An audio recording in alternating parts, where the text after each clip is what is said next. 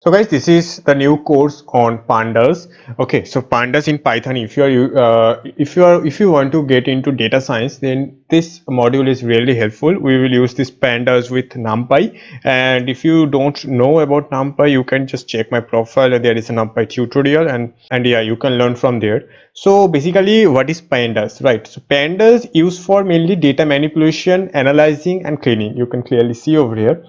So in pandas there is mainly two things, that is data frame and series. So data frames are like two-dimensional, mutable, and potentially heterogeneous tabular data like CSV, then XLSV. These kind of data are mainly data frames. We will see that practically in our next videos. And one more thing, that is series. So series is basically one dimensional, and it can hold multiple types of data like integer types, float types, strings, Python objects, and all. And in this course we will use this Jupyter notebook, and you can also use Sublime Text, or you can say PyCharm. Actually it is really easy to use Jupyter notebook. We will see that in our next video. Okay.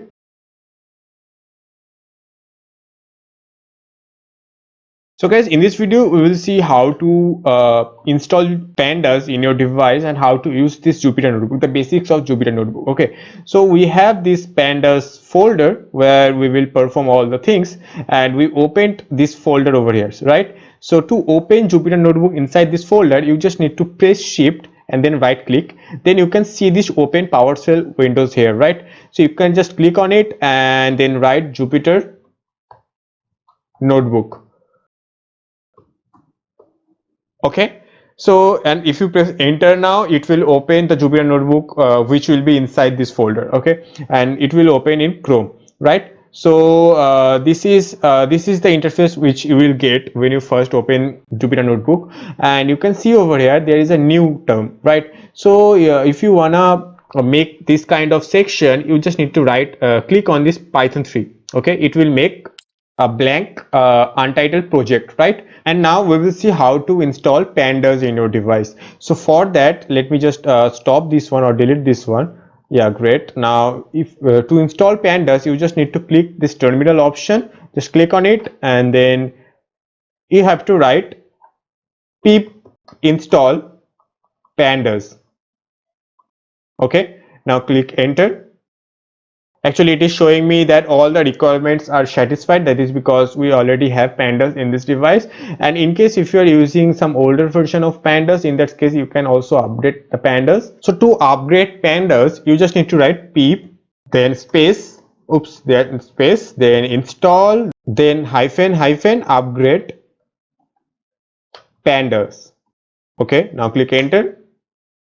It will just upgrade your pandas version. So since we are using some older version of pandas, it is now downloading the newer version of pandas, and it will take some few times. So guys, you can see that the pandas are upgraded finally. Now if you want to import pandas, so I'll just write over here importing pandas. You can just write import pandas as pd. Okay, you can obviously write import pandas only, but we will use this pandas really often in this video, so we will make it short and make it pd. Okay, so whenever you want to call the pandas module, you just need to call pd. Okay, pd dot something, pd dot xyz. Okay, now if you press enter, it will take a while, and then it will say import pandas as pd. Okay, and one more thing guys, if you want to run a particular cell, you just need to press shift plus enter, not only enter. If you press normal enter, it will go into the next line, but if you press shift plus enter, it will run that particular cell. Okay,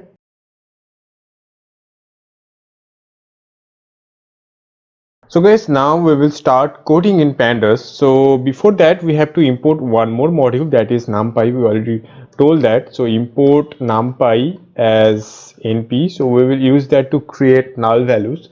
So anyways, after that we will create a dictionary. Okay, so dict1, assume that contains a dictionary called the key value is assume name, and it contains the name of assume 4 people. So I'll just write over here my name DIptam, then the second name Alex, then the fourth name is a third name Albert, and then the last one assume Max. Okay, great. Now we actually need to close here as well. So yeah, now assume we wanna make a second key that contains marks. So we'll just write marks, and that is equals to 90 comma 25 comma 65 and 87. Okay, great. Now assume we want to make one more key, that is state, or you can say country. Okay, so the first one is from India, second one assume USA, third one assume UAE, and the last one assume UK. Okay, great. Now after that we will create a data frame. We will learn about data frames and series. We will create a series in later on, but for now we will create a data frame. Okay, so let's set a variable name, that is df, obviously that full form data frame. And to create a data frame you have to write pd dot data frame. Okay, so and we will pass this dictionary one, so we will just write over here dict one. Great. Now if I print df, you can see it contains this three keys as a column name, and then it printed these values, right? So a data frame is a tabular data. We already learned that it is a tabulate from data, so that means it create a tables, right? So now we will see how to create a series. So assume the series has a variable name of s, and obviously that's full form series. So to create a series you have to write pd dot series. Okay, then we will pass a list, and that is assume 1 comma 2 comma 3 comma 4 5 6 7, and assume now we have a null value. So we already imported numpy, so we will use np dot nan. Okay, so it will create a null value, and then assume 9 comma 10. Okay, great. Now if I run it, great, it ran properly. And now if I print s, you can see it printed this one dimensional table, right? So and the 7 contains null value, and the data type is float. We already learned series can be any kind of data type, integer, float, string, or any kind of, right? So it is a floating data type. So in this way you can obviously create a data frame and series in pandas.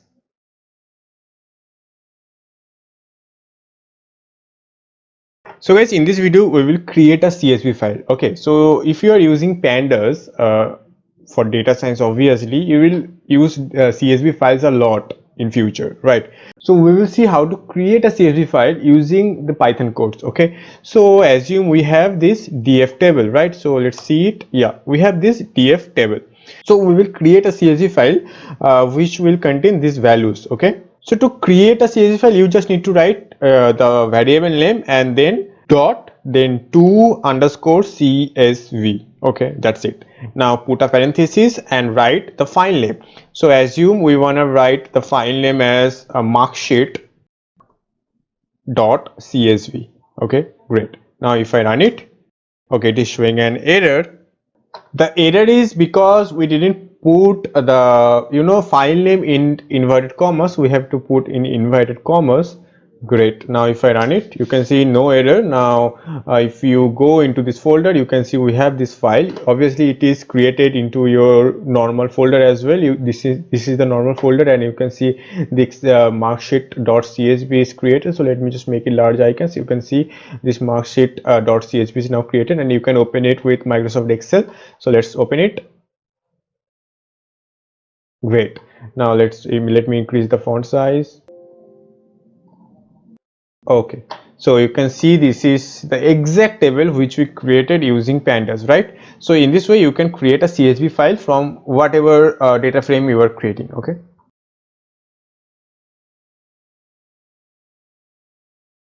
so guys, in the previous video we learned how to create a CSV file using this Jupyter notebook. So we created this CSV file marksheet.csv. So let's open that, and you can see this is the details of the CSV file. And assume we don't want this column name, right? So we can obviously see from here as well. So to see the CSV file, we just need to write df Okay, this is the table, and this has these 4 rows and these 3 columns, right?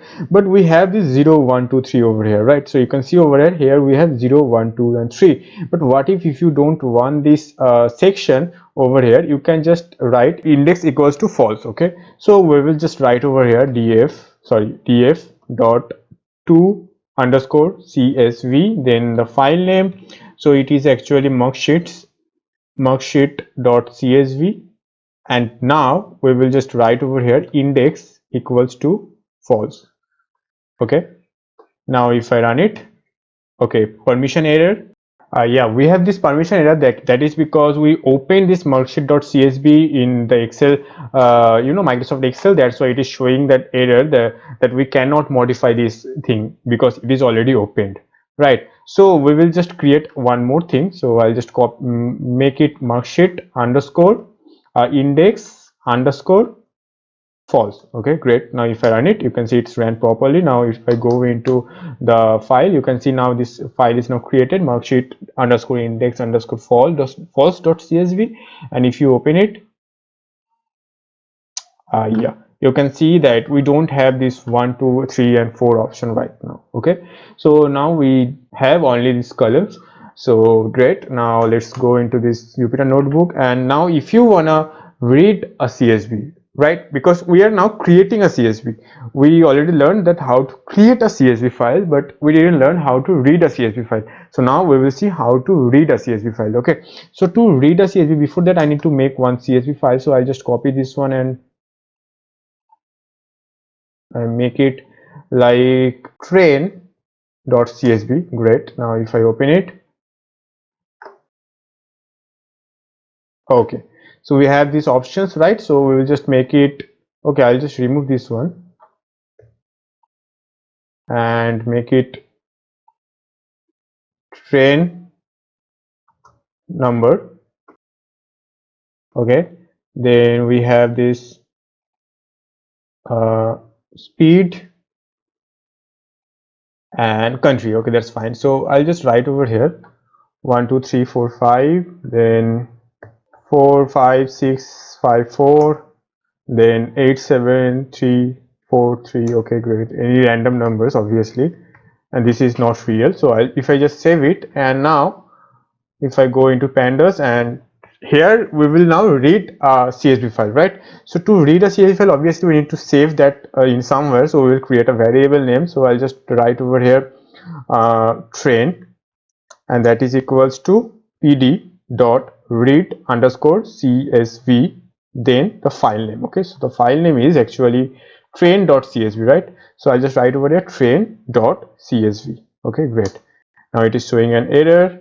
Okay, it is actually pd dot read csv, because we already set this alias over here. You can see import pandas as pd, that's why we have to write pd over here, not pandas. So yeah, now if I print train, you can see all the details are now over here, right? In this way you can read a csv file. Okay,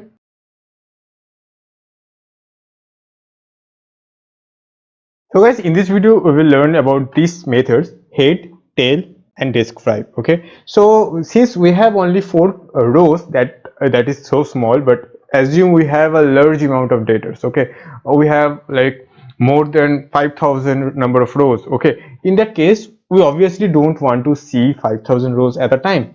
We want a first few rows just to check whether it is running properly or not, right?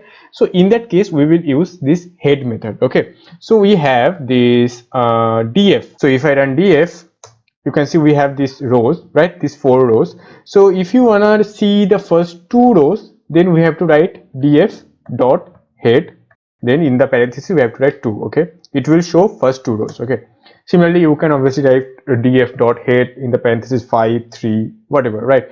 Similarly, if you wanna see the last few rows, in that case we will use df dot tail. Okay, tail is used to see the last few rows.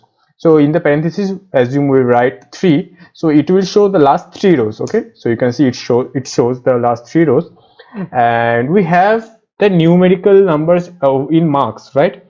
So if you write df dot describe, it will show the details of marks, like what is the count, that there is only 4 numbers, then the mean of all the numbers, then standard deviation, minimum, 25% of the total, 50% of the total, 75% of the total, then the maximum number, and so on, right? So this is all about these three methods. Okay,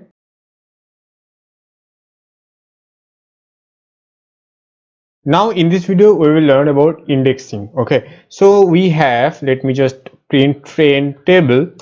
Yeah, we have these 4 rows, right? Train number and speed and country. So assume we want to know only the speeds, we only want to see the speed column, right? So in that case we will just write train, in the box bracket we will just write speed. Okay, now if I run it, okay, it is showing an error. That is because it is case sensitive. Okay, so since we have this s in uppercase, we have to write s in uppercase. Okay, so if I run it now, you can see it is showing me only the speed and data type of speed. Similarly, if I write over here country, it will show me the countries and the data type of the country column, right? And now I'll just write over here speed, and assume we want to know only a certain amount of rows. In that case we will just write another box bracket. Okay, so train speed will show the column of speeds. Okay, no. So the train speed will show only the speed column. So now if I write 0 over here, so 0 indicates only the first row, right? It will show 90 only. So if I run it, you can see it is only showing 90. Similarly, if you write over here 3, it will only show 87. Okay, and you can also change the values of that particular section. For example, we don't want this fourth train to be 87 speed, we can set it to 100. So if I write 100 over here, now if I run it, it will obviously show an warning. That is because we are trying to set on a copy of a slice from a data frame, right? We will see more about this warning in the later videos, but for now that's perfect. And now if I try to print train, you can see now the value is now changed. Okay, so you can see here it is now 100. Okay, now you can notice one thing, that the indexing is like 0 1 2 3. We don't want this kind of indexing, right? Sometimes we want to start from 1, like 1 2 3 4. Okay, so in that case we can also customize the indexing. So we just need to write train dot index, then that is equals to in the box bracket we have to write 1 comma 2 comma 3 comma 4, because we have only 4 rows, right? So now if I run it and print train, you can see now the indexing is changed to 1 2 3 4. Similarly, that is not mandatory to write in integer format only, you can write strings as well. For example, I'll just copy this one and paste it over here, and I'll just change it with first comma second comma third, and the last one is fourth. Okay, oops, it's fourth. Great. Now if I run it and print train, now you can see now the indexing is changed with string values. Okay, first, second, third, and fourth. So guys, I hope you understand that. So to access the row you have to write the index, and to access the column we have to write the column name, right? So you can see from here, so where is that? Yeah, you can see that if you want to access the column, we have to write this column name, and if you want to access the row we have to write the index of that particular row, right?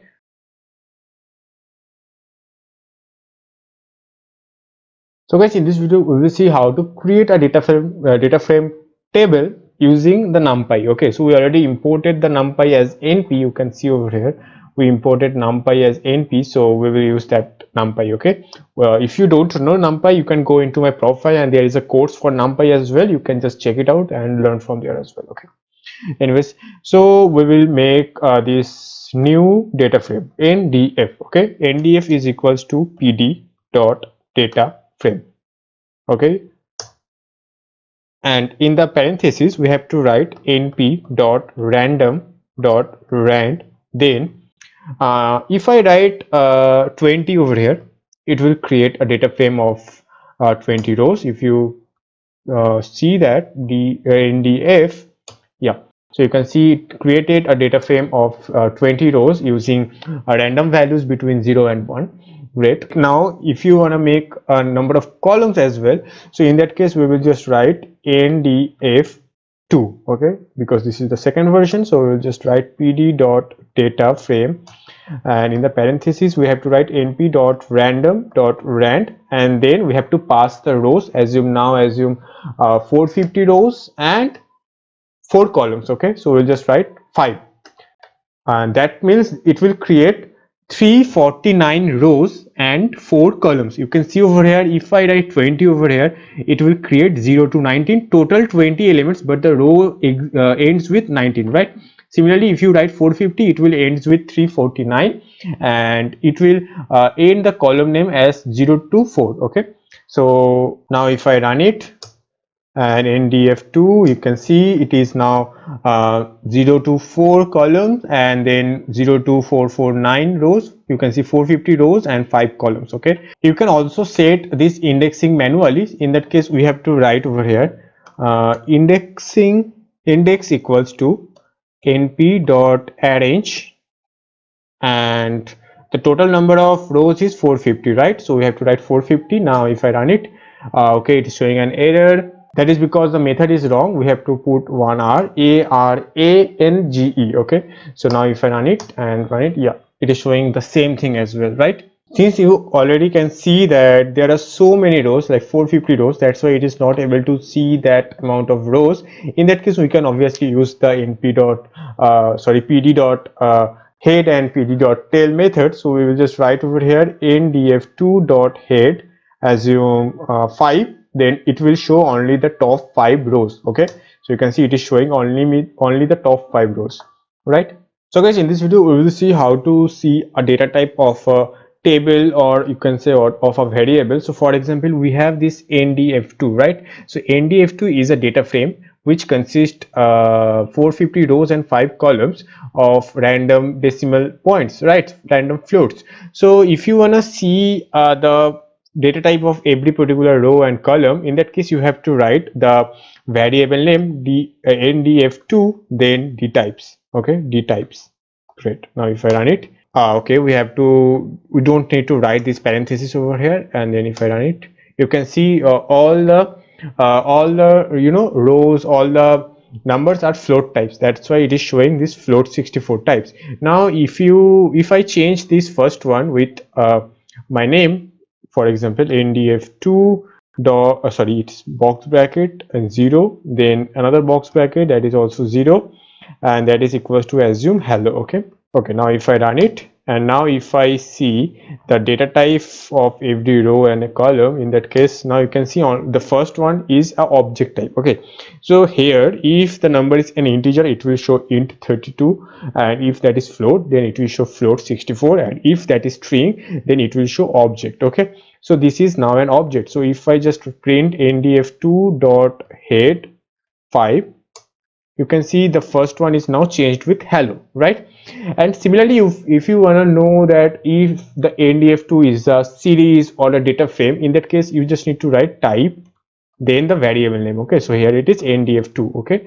Now you can see this is a data frame type, right? So we have this one series over here. Yeah, you can see we have this series s, right? So you can also write like this, type, and then s, okay. It will show it is a series type, okay.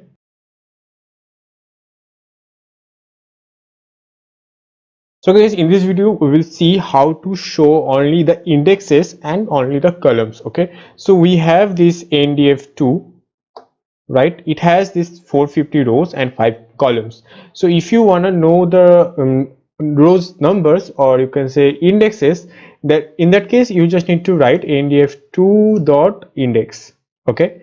Now if I run it, you can see it is showing only the indexes, that is 0 to 449, and the total length is 450, and the data type is integer 64, right? And similarly, if you want to see the columns, in that case you just need to write ndf2 dot columns, okay. Now if I run it, you can see it is a range index between start 0 and stop in 5, and the step is 1. So 0 1 2 3 4, okay. The total elements is 5, and it starts with 0, okay.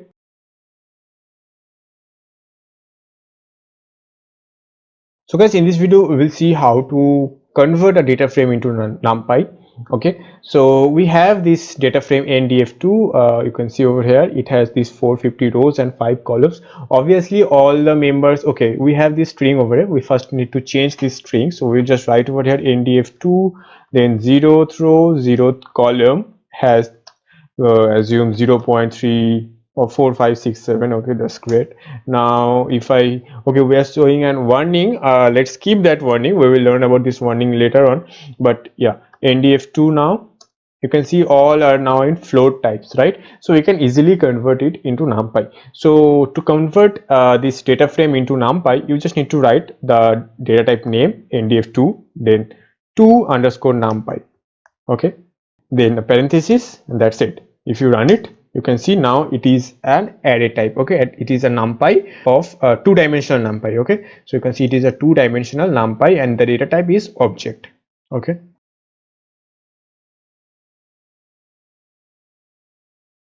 so guys, in this video we will learn how to transpose a data frame. Okay, so we have this ndf2, right? It has these 450 rows and 5 columns. Now if you make a transpose of this particular table, then it will be like 5 rows and 450 columns, right? So to make a transpose, you just need to write the data type name or the variable name.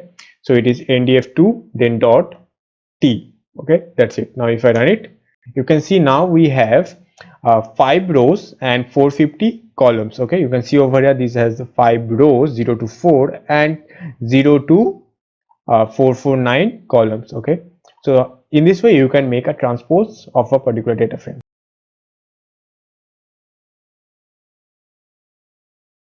So guys, in this video we will see how to sort a table, right? So we have this ndf2. Okay, so we have this 450 rows and 5 columns, right? So you may think it is already sorted, right? It is 0 to 4 and the rows are also in 0 to the maximum number, right?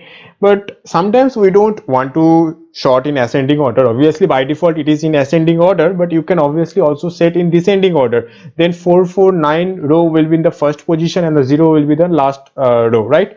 And you can also sort the columns as well. We will see that in this video. So to sort a data frame, you just need to write the data frame name. So ndf2 dot sort underscore index, and then you have to write the axis. Okay, so axis is two type, mainly 0 and 1. So if you write axis equals to 0, that means it will sort according to the row, and if you set axis equals to 1, then it will sort according to the column. Okay, so we want axis equals to 0. Now if I run it, you can see it is showing the similar thing. That is because by default it is in ascending order. So to set it in descending order, you just need to write ascending, and that is equals to false. Okay, that means ascending is equals to false. That clearly means it will be sort in descending order. Okay, so now you can see it is sorted in descending order. Similarly, you can also sort the columns. So if you set axis equals to 1, that means it will sort according to the column, and by default it is also in ascending order,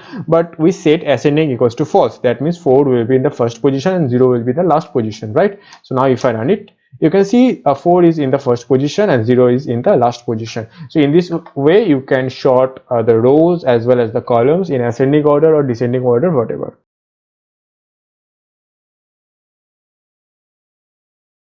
So guys, you may have this doubt, like, is a data frame a combination of series? Like a series is an array, right? An array of a certain types like integer, float and all. So you can see that we have these multiple rows and multiple columns, right? So each row can be a series, right? Each column can be a series, right? So we will check that in this video. Okay, so we have this ndf2. So where is that? Yeah, we have this ndf2 which has this 450 rows and 5 columns. Great. Now if I just wanna see the columns, like the first column, then we just need to write ndf2 and then 0. Okay, now if I run it, you can see it is showing me the first column only, like 0 to 449. The length is 450 and the object, the data type is object, right? So we have this column only, right? So if you just check the type of this column, because this column is a set of float numbers, right? It is an array of float numbers, so obviously this should be a series, right? So if I just check the type of the column, you can see this is a series. So you can clearly say that a data frame is a combination of series. Okay.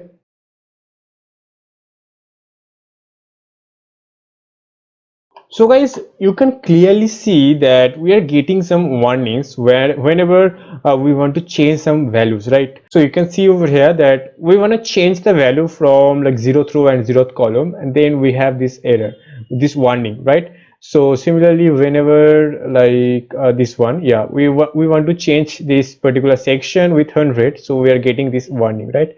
So before knowing how to get rid of this warning, we have to know that why we are getting this warning, right? So if you notice carefully, we are getting this warning because of this setting with copy warning. That is because suppose we have this NDF2, right, which has this 450 row and 5 columns.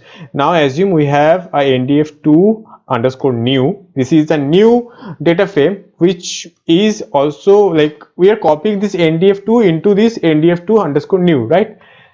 So now if you change the first value, assume NDF2 underscore new has the first value is equals to 5. Okay, so it should change only the NDF2 underscore new, right? But it will also change the NDF2 as well. So if you run it, see you are getting this error. And now if I just print NDF2 underscore new, you can see this value is changed, right? So that's fine. Now if you just print NDF2, the value is changed here as well. That is because this is not actually copying the NDF2, it is actually setting a view method. Okay, so NDF2 underscore new is just like the NDF2. Okay, that there is nothing new over there.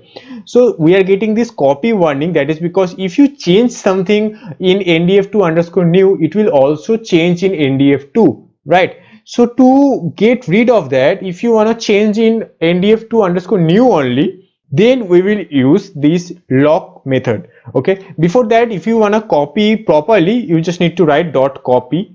Okay, and that's it. And if I now change it with 10, okay, there is a type error. See, now we are getting this error, right? That is because you can't change in this way now. Okay, so you have to use this lock method. So we will just write over here. Let's see the NDF2 table.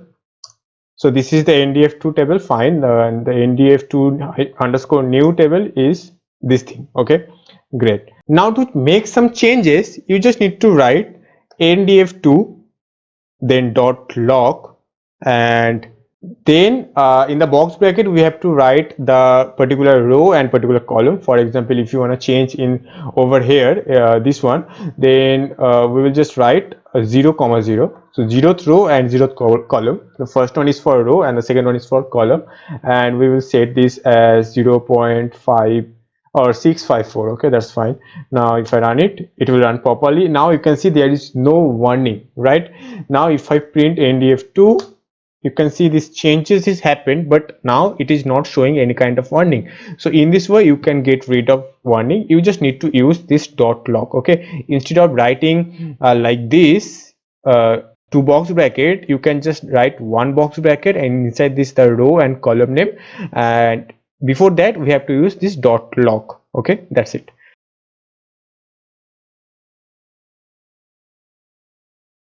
So guys, we have this NDF2 table, right? NDF2 data frame, which has the 0 to 449 rows and then 0 to 4 columns, right? So if I just change the column name, so I'll just write over here NDF2 dot columns, and that should be equals to a list of, assume A or capital A, then B, then C, then D, and the last one is E. Okay, it's ran properly. Now if I show the NDF2, okay, it is in short form, so NDF2, great. Now you can see the column name is now changed. You can also change this column name like in single inverted comma. You don't need to write this as well, you just need to write, I'll just copy this one from here and paste it over here, and you can also write like this. Okay, in a single inverted comma you can just write A B C D E, that's it. You don't need to write in this method as well. So we have this new column names A B C D E, right?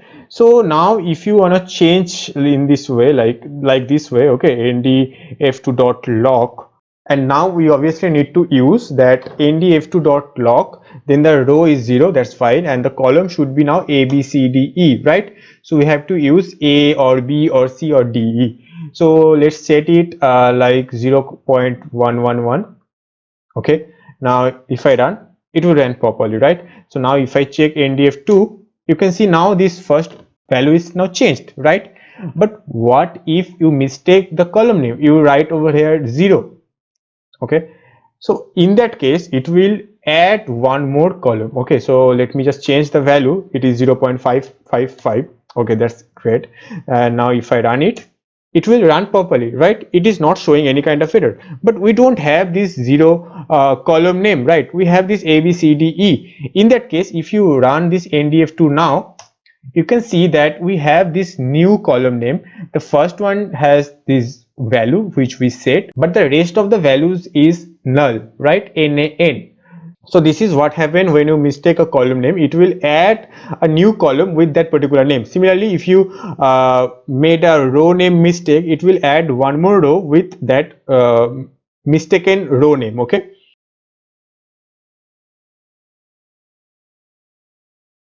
So guys, in this video we will learn about how to drop a row and column, right? So you can see that we in ndf2 data frame we have this extra column, right? 0th column, which we don't want. So in that case we will just write ndf2 dot drop and then 0.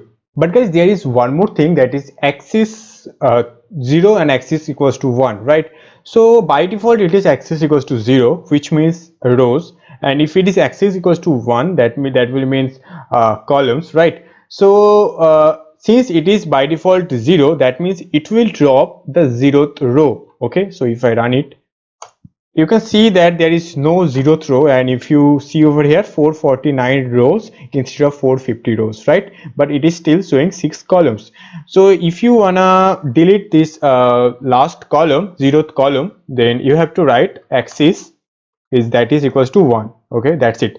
Now if I run it, you can see now it is showing 450 rows and 5 columns. It removed the last column which name is 0, right? So now we have to save these changes in ndf2, and that is equals to this. Okay, great. Now if I print ndf2 dot head, you can see this 0th column is now removed, right?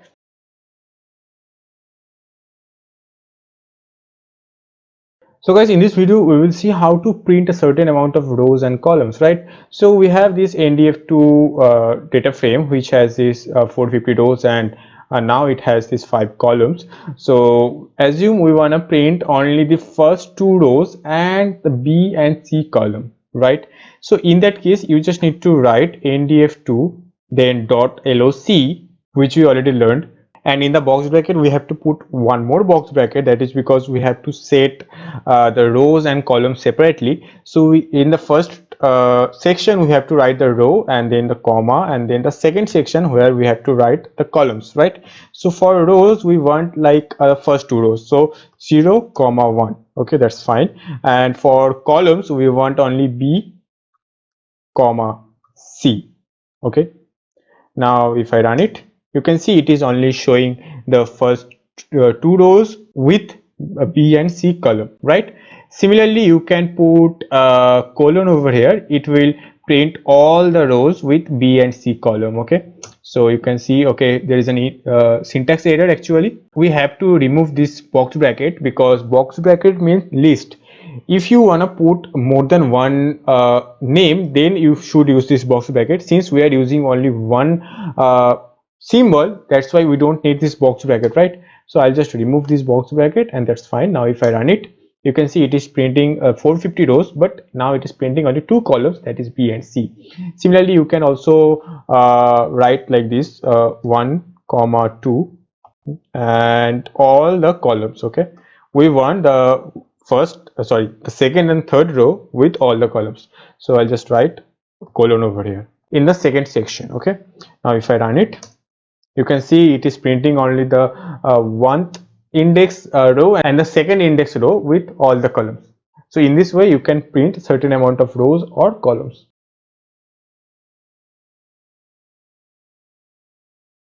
So guys, we saw that how to print certain amount of rows and columns. Now we will see how to print with conditions, right?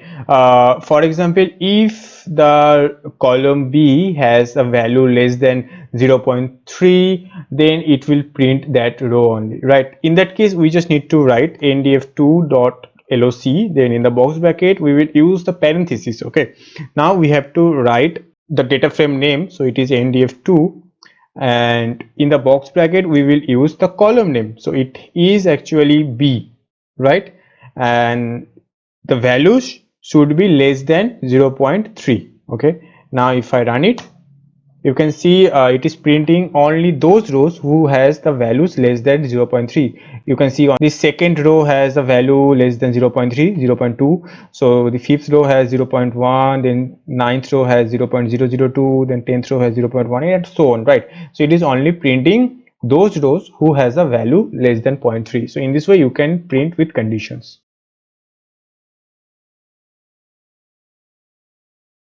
So guys, we learned that how to print with conditions, but we can also set multiple conditions. So for that, I'll just copy this one and paste it over here, and assume we want one more condition. So for that we will use AND. Okay, this AND symbol, and then we will write ndf2, then assume the column name C has a value. Okay, we have to put it in the box bracket, so I'll just write over here, yeah, that's fine. So this C column should have a value less than, sorry, greater than 0.1. Okay, so if the B column has a value less than 0.3 and the C column has a value greater than 0.1, then only it will show the details of that row. Okay, so now if I run it, you can see only this. Okay, this is showing the same things because all the values in the C column has a good value greater than 0.1. So we can do one more thing, like which has a value greater than 0.6. Okay, or yeah, that's fine. Now if I run it, well, it is not doing it works because you can see over here this 0.37 obviously not greater than 0.6. Oh yeah, we missed the parenthesis, so we have to put it into a parenthesis. That's it, because this total is of conditions, otherwise it will not, it will just check and with this statement only, it will not go further. So that's why now if I run it, you can see it printed only those rows who has a value greater than 0.6 in C column, right? You can see over 0.79, 0.6472, and so on, right? So in this way you can use multiple conditions.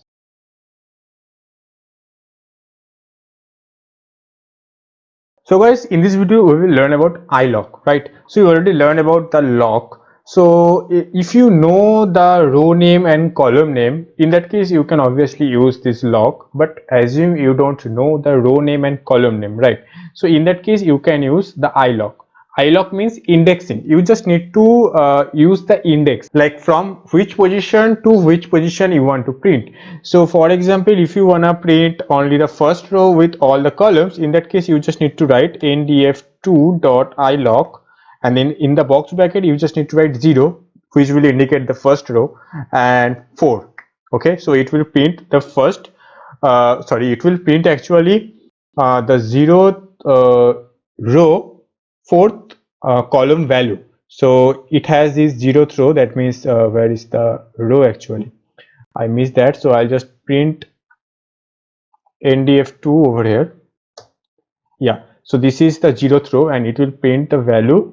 Okay, let me paste it. Yeah, so it will print the value of 0th row and 4th value. So 0, 1, 2, 3, 4. Okay, that means it will print this value. Okay, 0.2516 something something. So if I run it, you can see it is printing this value, right?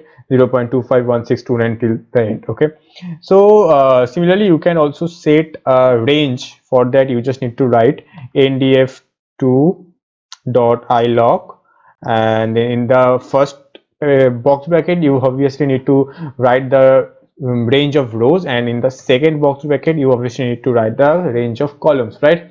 So assume we want a range of like 0, 5, and for columns we want like 0, 2. Okay, so it will print this first 5 rows with A and okay, A, B and C. Okay, so we don't need to write A, B, C, right? If the column name is something else, we also don't need to write the column name. Suppose we don't know the column name, in that case we use this indexing.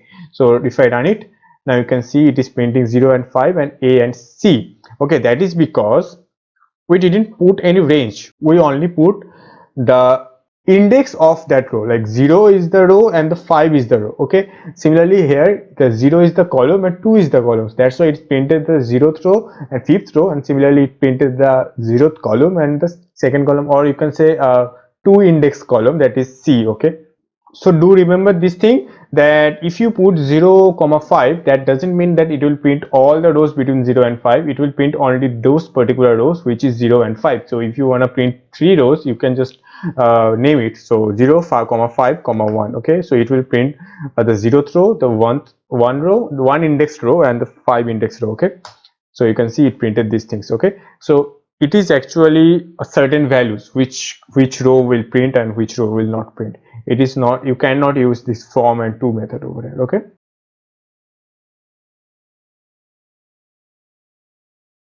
so guys, in this video we will learn about this in place. Okay, so for example, if you want to drop a certain row or column, for example we have this table, right? So for example we will drop this e row, okay, e column, sorry. So for that we just need to write ndf2.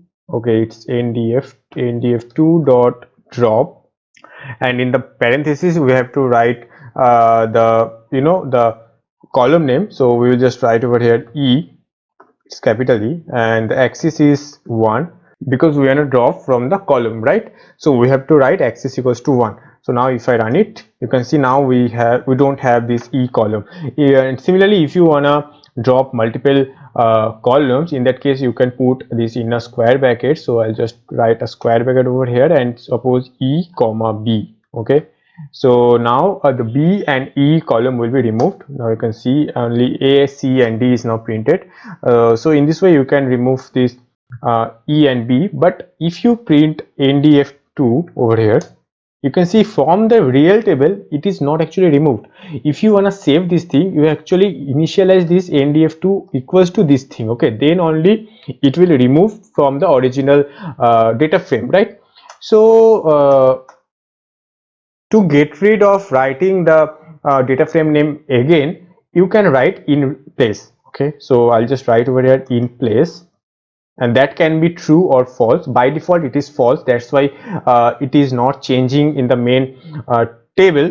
But if you set it true, then it will change it with the main table. Okay, so you don't need to write the ndf2 equals to again. So now if I run it, and it is not printing anything. So now if I print ndf2, you can see that from the main table this E and B column is now dropped. Okay, now deleted. So to directly delete something from the table, you can write this in place equals to true. Okay, by default it is false.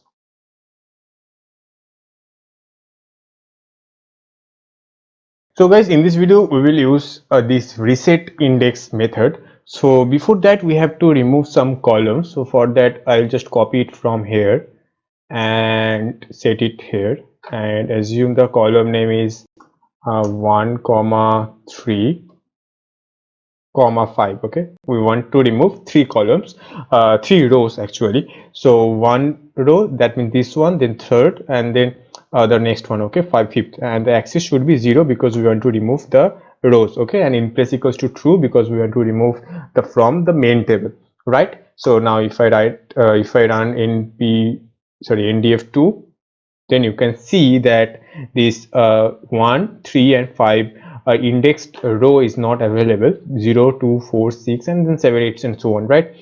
So now actually you can see that the indexing is not normal, right? So it is actually 0 then 2 then 4 then 6. So we don't want that, we want a normal indexing like 0 1 2 3 4 and so on, right? So for that we can use this reset index method. So I'll just write over here ndf2 dot reset underscore index. Okay, that's it. It will reset all the index. Okay, Now if I run it, you can see that it is showing me the actual index like 02467 with the replaced index like 0 1 2 3 4 and all, right? But we also don't want this index column extra, right? We want to merge it with the actual table. So in that case we just need to write drop equals to true.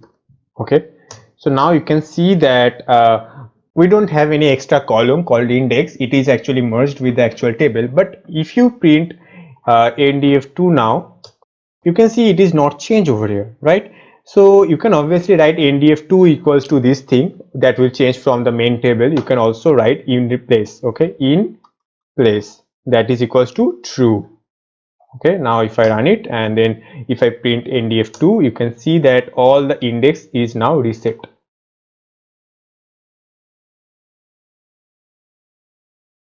So guys, in this video we will use this isNull method to check if any row contains a null value or not. So for example, we have this ndf2, so ndf2 dot is null. Okay, that's it. Now if I run it, you can see all the values are false. Okay, that means we don't have any null values. So let's change some values, right? So ndf2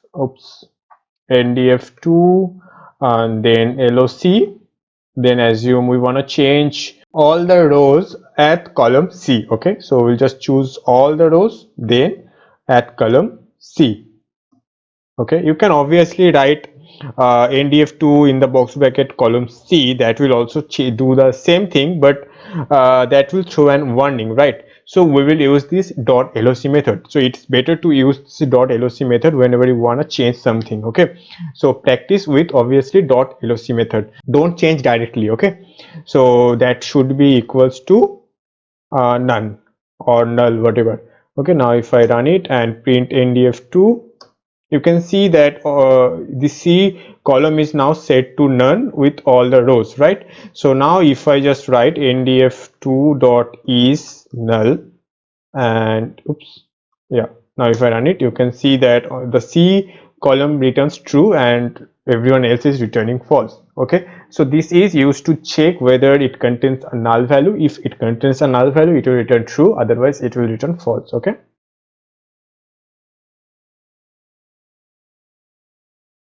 so guys, in this video we will learn how to drop the null values. So assume we have a table where some values are null. Okay, so we want to drop all the rows where there is a null value. Okay, so in that case we will use this drop na method. Okay, you can obviously search that in Google. You can obviously go into the Python pandas documentation and take the code from there. We will do that in this video. So just search drop null rows pandas. Okay, that's it. Now you will see this first option, pandas.pydata.org, and this is the pandas official documentation, and we will just select this one just to create a data frame. So yeah, now if I print df, you can see that this is the table. Okay, this is the table and it contains null over here, as well as over here, right?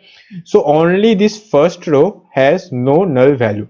Okay, so if I just write df dot drop na, this is the method. Okay, drop na, this will drop all the null values, and if I run it, you can see it is only printing this one index row. Okay, so yeah, in this way you can drop any null values. But there are some more things which you can do with drop na. So if you go into this documentation, you can see that we can obviously set the axis. 0 means the row and 1 means the columns, and yeah, 0 means the index. Actually in pandas, rows is known as index. Okay, so the second one is how. Okay, we didn't use this till now. So how has these two arguments, any and all. By default it's any. For example, by default it's any. That means that if any row contains null value, it will drop that full row. Okay, but if you set it all, that means if all the columns in a particular row has null value, then only it will drop the row, otherwise it will not drop the row. So if I just set over here how equals to all, then you can see it printed all the rows. That is because we don't have any particular row which has all the null values. Okay, so if I set it null over here, for example, this toy should be np.nan, and as well as over here I'll just delete this one, np.nan. okay, great. Now if I run it, you can see this toy column has null values, right? So if I run it, it will not remove that one because we are by default set with axis equals to 0. That will check the rows only. So we have to set axis equals to 1. okay, axis equals to 1. okay, now if I run it, you can see that the toy column has been removed. okay, in this way you can use this how option. Then we have this thresh. okay, thresh actually means it actually takes integer numbers, so 1 2 3 and so on, and it means that the minimum amount of null values, if assume you set thresh equals to 2, that means that if that particular row has at least 2 null values, then it will remove that full row. okay, we didn't set all and any. It will mean we can customize the number of column which should be null. okay, similarly we have this in place and all, so we will learn about that. So that's it for this video. okay,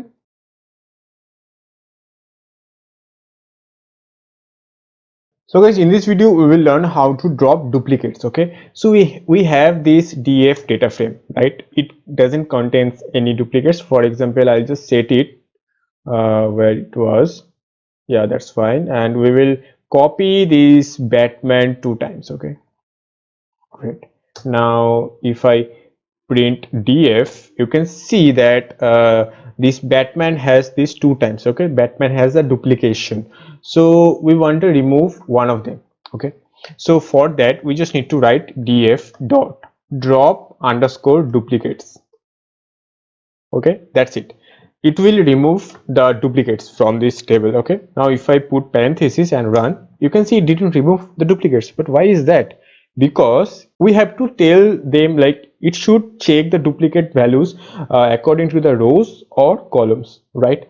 So but there is one more problem. We can't use the axis. okay, so since we are comparing the columns, we can set axis equals to 1. okay, but if I run it, you can see it's through an error and says that drop duplicates got an unexpected keyword argument axis. So it is clear that it doesn't take axis, right? So what is the alternative option?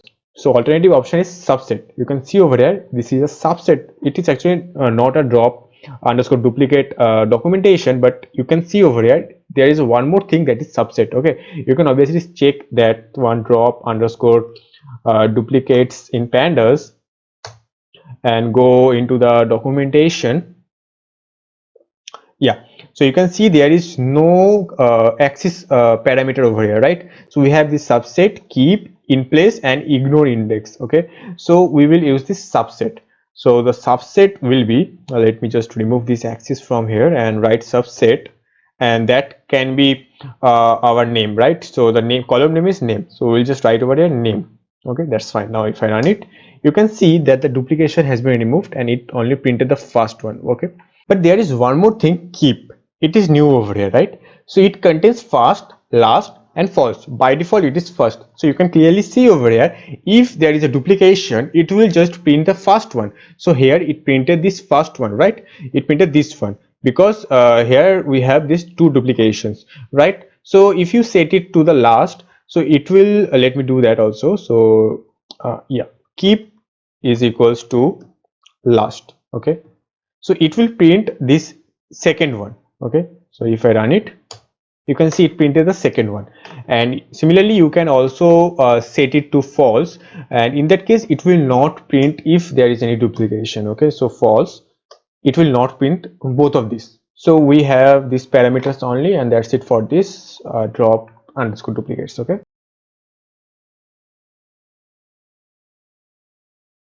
so now we will see some miscellaneous methods. For example, if you want to know the shape of a table like we did in NumPy, so in that case you just need to write df dot df dot shape. okay, so it will print the shape of that particular table. So we have this in df2, right? So if you write over here in df2, You can see it printed the number of rows and number of columns.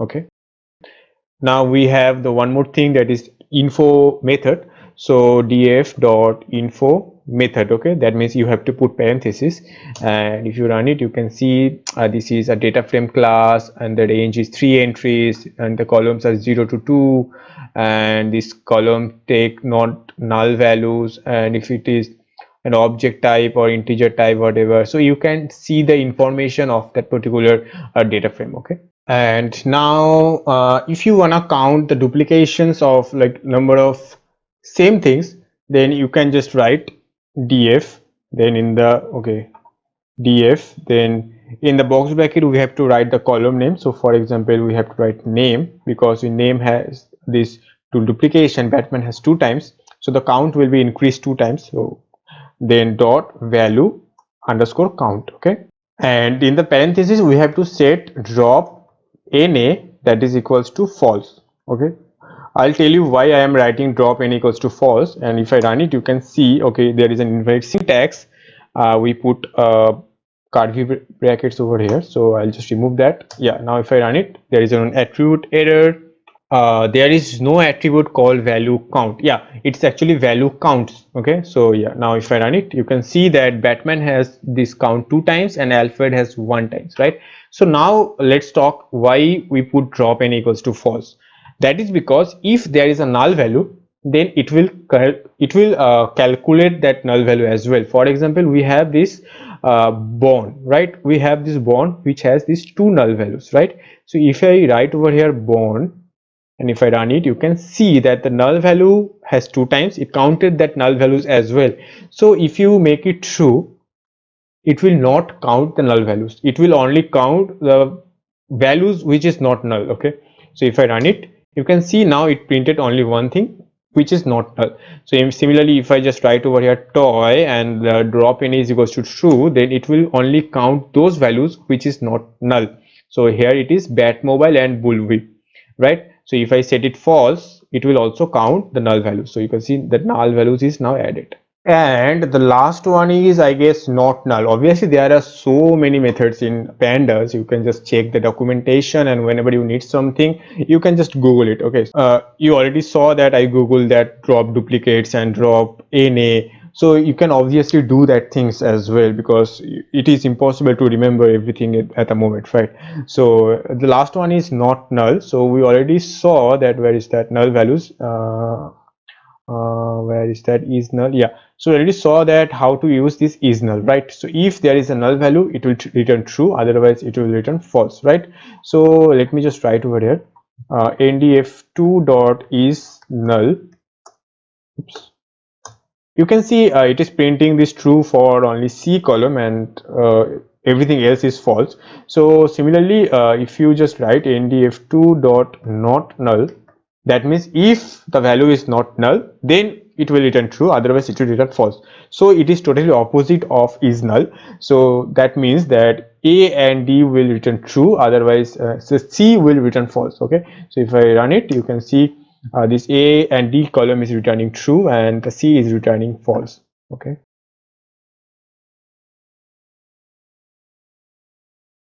so guys, in this video we will use for loops to get the rows and columns. Okay, so for example, we have this ndf2 table, right? It has this 447 rows and 3 columns.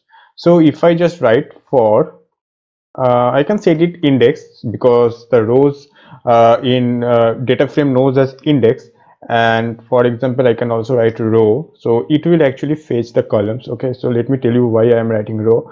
So for index and row in ndf2 dot iter, let me press tab, and you can see that it is showing me these options, right? So it has items, iter rows and iter tuples. So we will just choose the iter rows. Okay, and that's it. Now if I just print index comma row, you can see it is showing an error.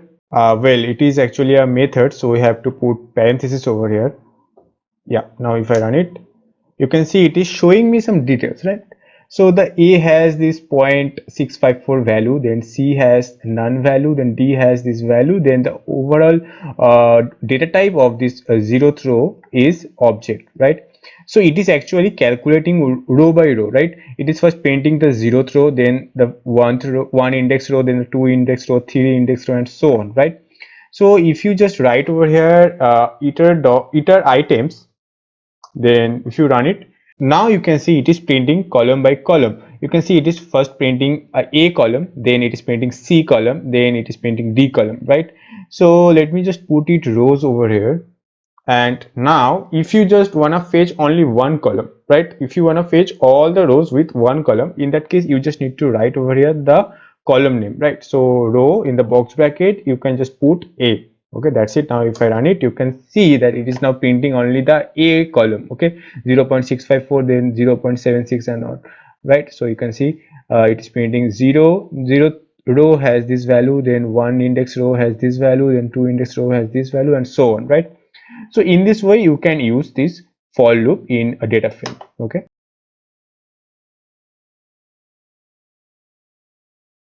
so guys, now we will see how to add a new column, right? So we have this ndf2 data frame which has this A, C, and D column, right? So now assume we wanna add one more column E, which will be obviously I need to put 447 values for rows, but we can do one more thing. We can just make a E column which will actually do the sum of A and D. Okay, since the C has no value, so we will just put sum of A and D. Okay, so to create a new column, you don't need to write a long code. You just need to write the data frame name. Here it is ndf2, then a box bracket, then the new column name. Here it is E, right? So I'll just write over there E. We don't have this E column, but it will create a new column which will be E. Okay, and that can be equals to ndf2 the D column plus ndf2 then the A column. Okay, that's it. Now if I run it, it didn't print anything, so I'll just write over here ndf2 dot head and 5. Okay, so we'll just print the top 5 rows. Okay, you can see now this E column has been added, and it has the value of summation of the A and D. Okay,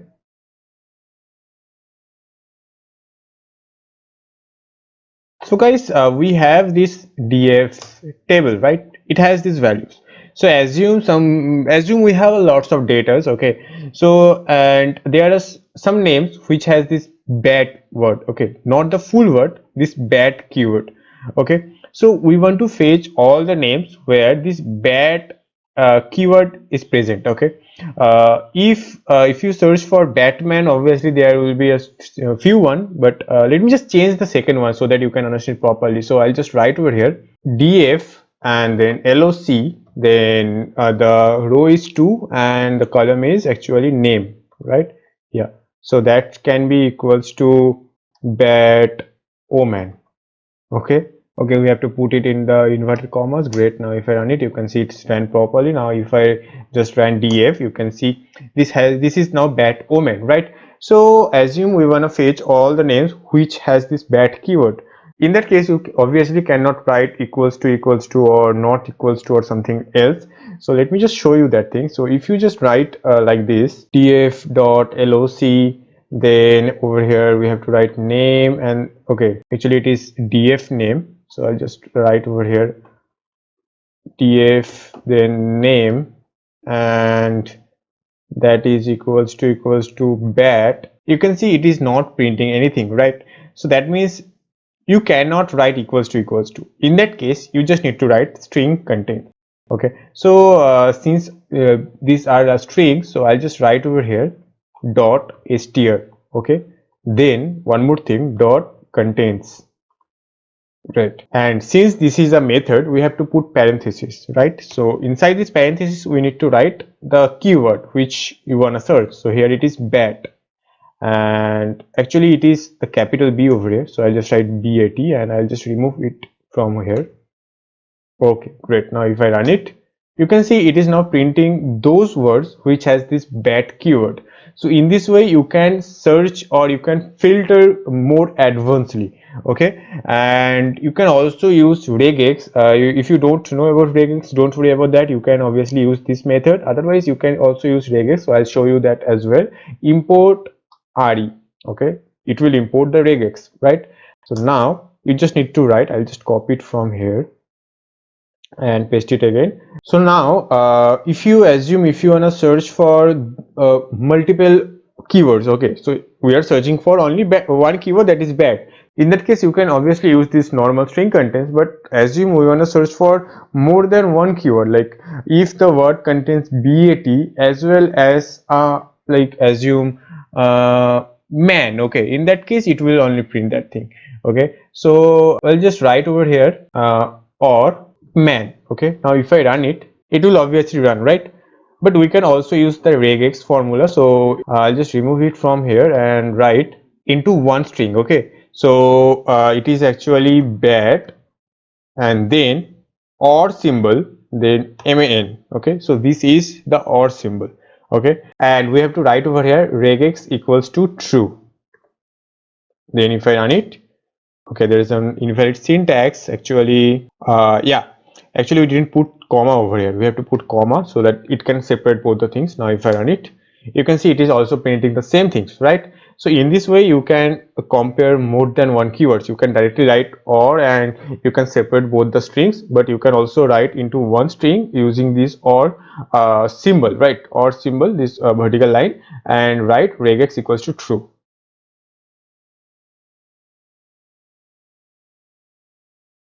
So guys, now we will see how to change with conditions. Okay, so we have this df table. Okay, actually let me change this batman to batman. So I'll just run this cell. Yeah, so now if I print df, you can see this batman is removed. It both are batman now. So assume if you want to change all the batman to batwoman, so in that case you just need to write df.loc and then df, then the column name, it is actually name, and if the column name is equals to the name batman, okay, then put a comma and then the name. Okay, I need to put a inverted comma and then the name will be equals to bat omen. Okay, so let's learn properly. If the column name is equals to batman, then change that name with bat omen. Okay, now if I run it, didn't show any error. Now if I print df, you can see this batman has been changed with bat omen, right? And the toy for both are like bat mobile and bat flip, which we don't want. We want to change both the toy to bat mobile. Okay, so in that case you can just I'll just copy this one and paste it again, and I'll just write over here if the name is equals to bat oman, okay, then the toy will be bat mobile. Okay, now if I run it and print df, now you can see that both the toy has been changed with bat mobile. So in this way you can change with some conditions. Okay,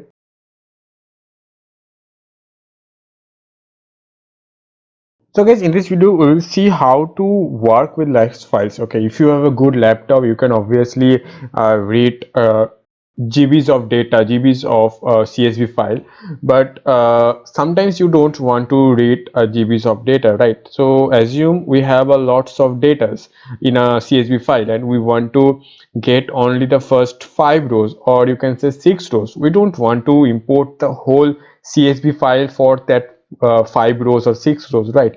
So in that case we will use chunk size. Okay, so let me just check ndf2, and this is actually has this 447 rows and 4 columns. So we should make a CSV file onto our folder. So to make a CSV file, we just need to write the file name ndf2 dot 2 underscore CSV, then the file name. So assume the file name is large file. okay, dot csv. Okay, now if I run it, there is an error ndf2. Okay, it is actually ndf2. Yeah, now if I run it, okay, so now if I go into that folder, and there should be this large file .csv, and it has, I guess, that 447 rows and 4 columns, right?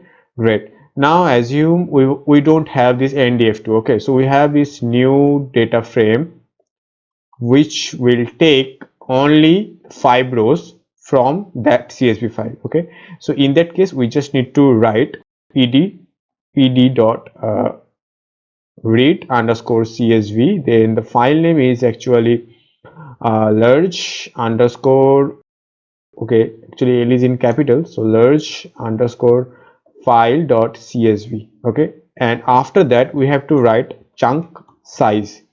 So you can google that as well, chunk size pandas, and you can go into the documentation, and yeah, so you can see this is a read csv attribute or parameter, whatever. So in the parameter, if you go down a bit, yeah, you can see this chunk size. So I'll just copy it from here, and it can take only integers. So yeah, okay, let me remove that int from here, and that can be equals to 5.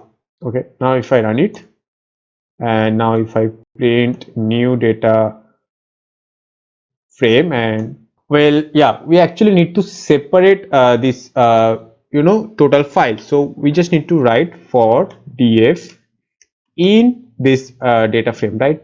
So we will now print this df.